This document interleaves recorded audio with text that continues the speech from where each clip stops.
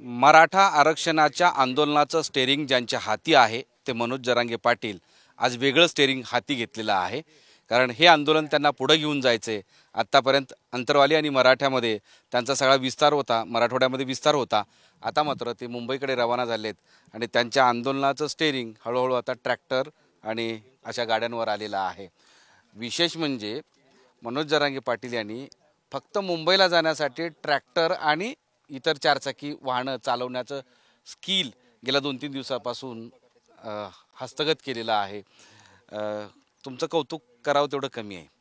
कारण एखाद्या ड्रायव्हरला ड्रायव्हर व्हायचं असेल तर किमान महिनाभर कोचिंग क्लासेसला जावं लागतं।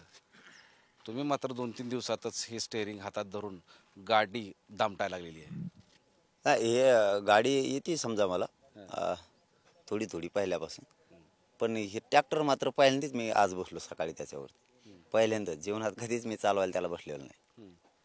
चालवतो शेतकऱ्याचं आहे, शेतकऱ्यांचं आमचं ते अवजार आहे। शेती कसायची म्हणल्यावर आणि पोटाला जर पोटभर खायचं म्हणलं तर शेती कसायला सगळे अवजार चालवता आले पाहिजे। मला पेरणीपासून सगळं करतो मी। ते तर पण आता हे आंदोलनाचं स्टेरिंग तुमच्या हातात गेल्या 4.5 महिन्यापासून अधिक प्रखरतेने आलेलं आहे। म्हणजे गेल्या 4 वर्षापासून तुम्ही मराठ्यांसाठीचा संघर्ष करत आहात, पण आता इथून हे आंदोलन मुंबईला घेऊन जाण्याची जबाबदारी तुमचीच असल्यामुळं तुम्हीच समोर थांबून ट्रॅक्टर चालवणार आहेत का? माझ्यासारखं नशीब सगळ्यालाच यावं या मताचा मी। ट्रॅक्टर तर तिथपर्यंत नाही चालवणार मी, परंतु हे ट्रॅक्टरांची आमची जी प्रात्यक्षिकं सुरू आहेत की हे आता मुंबईकडे सगळे 20 तारखेला निघणार आहेत। परंतु माझ्यासारखं नशीब खरंच सगळ्यांच्या वाट्याला यावं।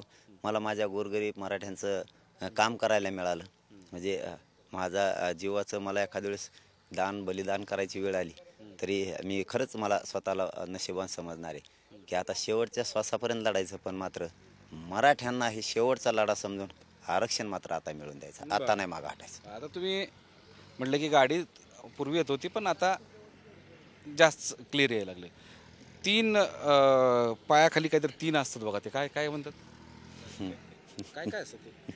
काय नाही मी तसं पाहिलं तर मग गाडी येतच होती, परंतु मग ते असं बघा, हे असं दाबतात। हा चला तिकडे जाऊ। तुम्हाला सांगा ते 3 आहेत, नाही 3 आहेत ना, ते 3 काय काय काय काय ते सांगा ना। क्लच, ब्रेक आणि एक्सिलेटर। आता मला सांगा त्याची व्याख्या तुमच्या आंदोलनासंदर्भात करायची असेल तर ते कसं करायचं ते आपण कंटिन्यू बोलू।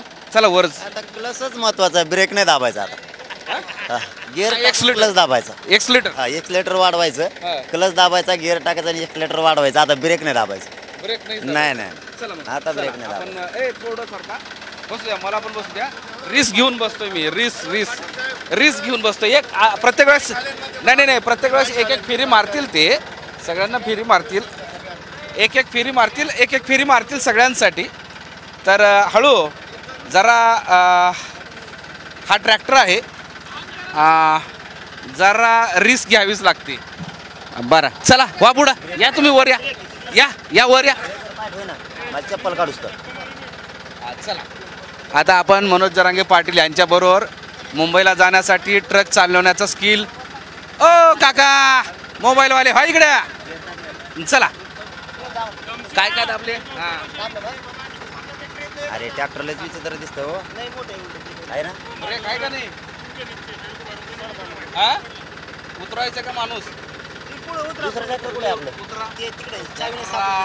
जरा प्रॅक्टिस नवीन आहे। टाकले का?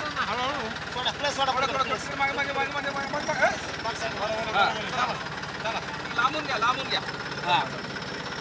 चला मुंबईकडे आता आम्ही असंच प्रॅक्टिस करत निघणार आहोत। बर काय काय कुठं दाबा लागले?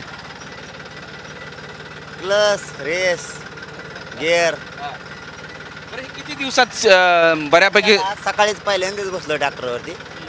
पूर्वी बसलो होतो, गाडी चालवत होतो, परंतु 6-7 वर्ष झाली गाडी पण चालवली नव्हती, कारण बाकीचेच चालवायचे, मी चालवत नसायचो गाडी।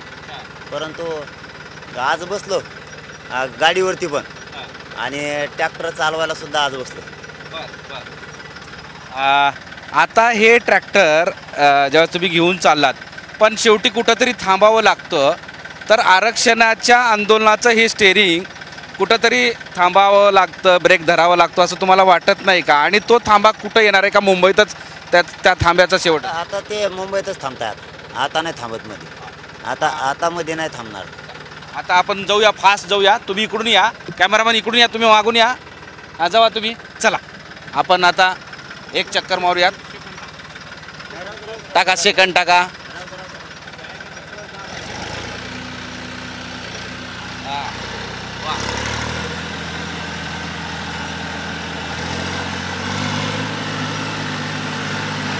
क्या बात है, क्या बात है.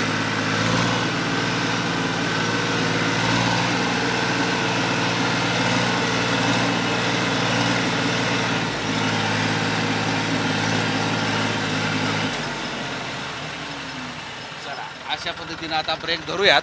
पाटील जसं म्हणाले की मुंबईत गेल्यानंतर ब्रेक धरायचा आहे आणि तो ब्रेक लवकर धरावा आणि मराठ्यांच्या मागण्या ज्या आहेत त्या पूर्ण व्हाव्यात आणि त्यासाठीचं जे हे आंदोलन येत्या काळात कशा पद्धतीनं सुरू राहील हे पाहावं लागणार आहे. मोहम्मद इरफानचा माधव सावरगावे, साम TV, आंतरवाली सराठी, जालना. देश विदेशातील प्रत्येक घडामोडींचे लाईव्ह अपडेट मिळवण्यासाठी आता साम टीव्हीच्या सर्व सोशल मीडिया प्लॅटफॉर्मला लाईक, फॉलो आणि सबस्क्राईब करा.